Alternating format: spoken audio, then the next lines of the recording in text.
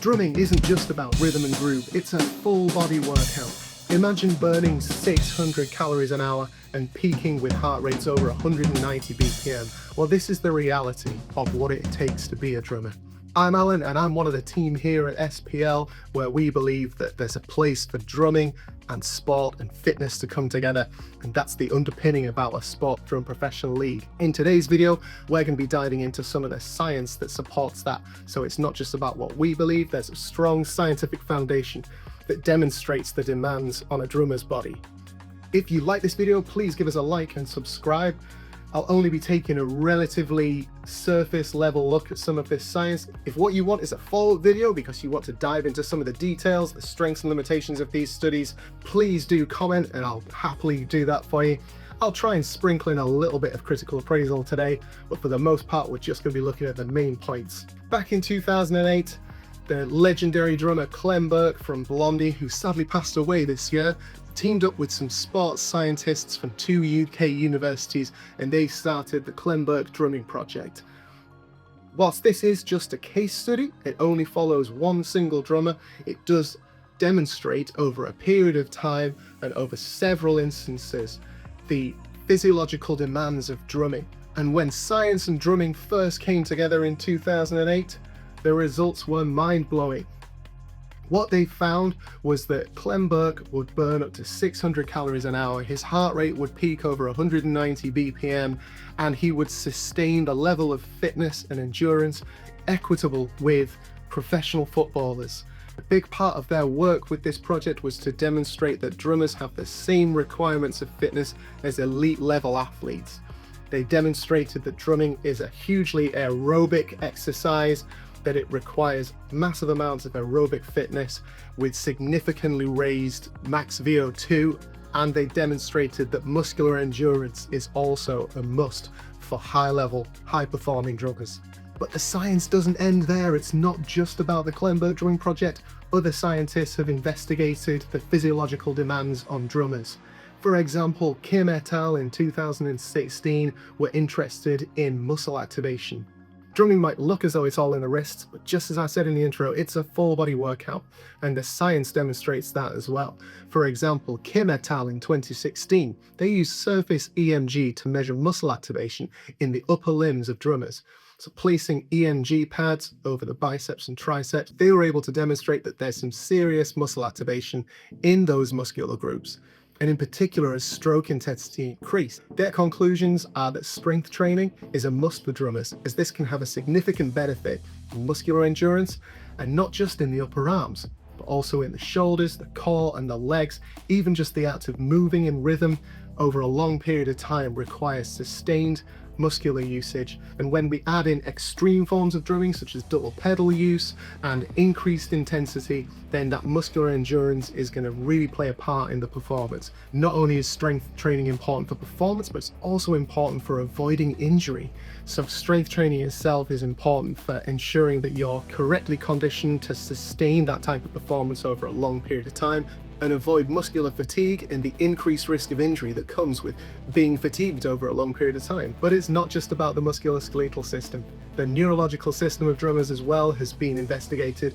A year later, in 2017, Bianco et al. Demonstrated that drummers have a significantly increased reaction time and significantly increased sensory motor control when compared to non-drummers. Even when compared to other musicians, drummers have the edge.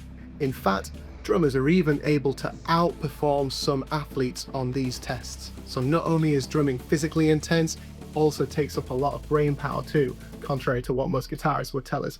So if you're a touring drummer, not only do you need to be a physical powerhouse, you also need to be a neurological one too. So linking with Kim et al. In 2016, other studies have also demonstrated the importance of correct training to avoid injuries. According to one study in 2020, around 68% of drummers record playing-related musculoskeletal injuries. These are most commonly in the wrists and the lower back. So what the science is telling us is that proper, good quality strength training shouldn't be an option for drummers, it's a necessity, both for conditioning and to help prevent injury. It's an important part of being able to sustain your performance over a long period of time, to play at high intensity, and to really give your all in a performance, not just on stage, but also in drum battles as well. When you consider injuries to the wrist and the lower back, it's really important to not only consider strength training, but also ergonomics and the way that we move and flow around the kit. You don't want to be in a position where you're hunched over your drum kit or having to move your body in a way that doesn't really work ergonomically. Whilst the scientific evidence base seems relatively strong in regard to the benefits of drumming and the effects of drumming itself on the body and on the neurological system, and even as far as using drumming therapeutically, for example, the Drums Alive project that demonstrates that drumming has a benefit in and of itself for huge amounts of people, not only fit, healthy drummers, but also novice drummers and people from groups such as those with intellectual and physical disadvantages. However, the scientific evidence base aimed at specific training programs and strength and conditioning specifically for drummers appears to be lacking. My searches haven't found anything significant that demonstrates anything around specific training programs aimed at drummers and how to make those improvements. So we need to make inferences from the body of evidence around strength training itself.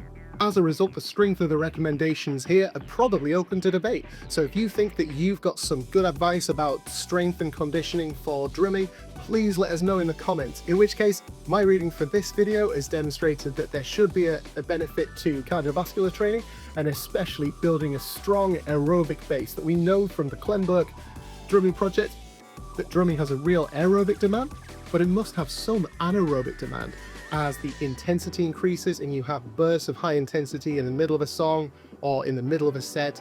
And so having a good cardiovascular and aerobic base is going to be important. And from that aerobic base, we can then build some of our anaerobic fitness on top of that.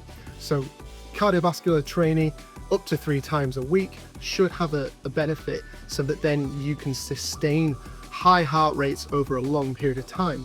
Things like running and cycling and swimming, anything that's going to help push your heart rate into that cardiovascular zone. And you can even start to introduce things like high intensity interval training that are going to help you not only sustain a heart rate, but also have those spikes and boost that anaerobic fitness as well. When it comes to strength training, everybody's going to have an opinion on this, and it's really difficult to make some strong recommendations based on the evidence here. However, there is a strong evidence base around strength training, and sticking to those good quality foundations is going to be important.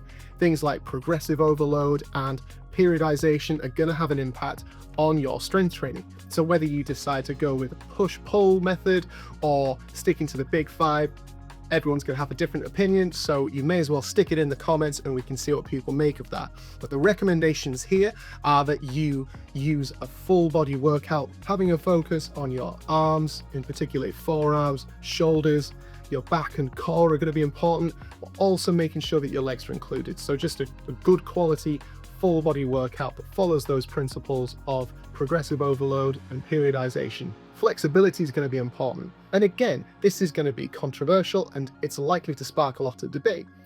Yoga practitioners will vouch for the stretching and yoga benefits. However, I know that there's a big school of thought that actually you should be taking your body through full range of movement, and that strength training itself, such as in CrossFit, where taking your joints through a full range of motion should be enough to ensure that you have good flexibility and good mobility within your joints. Another important element to your strength training though is going to be your grip training. So you can look at other sports such as climbing and Brazilian Jiu-Jitsu to see what those athletes are doing to strengthen their grip. Towel grip pull-ups are great because they give you the opportunity to not only train your grip, but also to train a pull-up at the same time. Significant athletes we're looking at include the Raspberry Ape, Dan Strauss. Big shout out to him for his grip strength training. He's got loads of resources and he's a really interesting guy to look at if you want to train grip strength specifically. Another foundation of strength and conditioning is situation specific or sport specific conditioning. You could apply the high intensity interval training method where you have intervals of high intensity starting at 10 minutes, working up gradually to a 30 or 60 minute moderate to high intensity performance as part of your practice.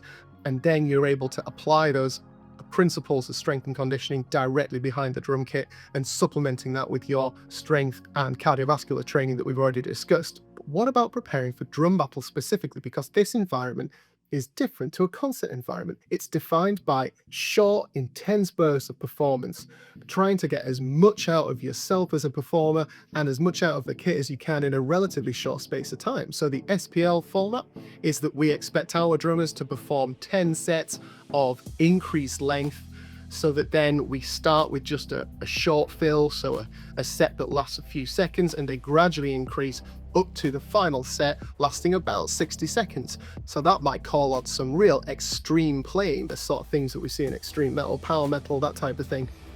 In which case, coming back to that principle that your conditioning should be specific to the sport that you're performing, well, if what you're performing is short bursts of activity, then throwing as much high intensity over a short period of time as you can could benefit your performance. So to sum up, if you want to play like a pro, you've got to train like a pro. In this video, we've covered some of the scientific backdrop that demonstrates the physiological demands on drummers and the benefits that drumming has on the musculoskeletal and the neurological system. If you've enjoyed this, please like and subscribe for more.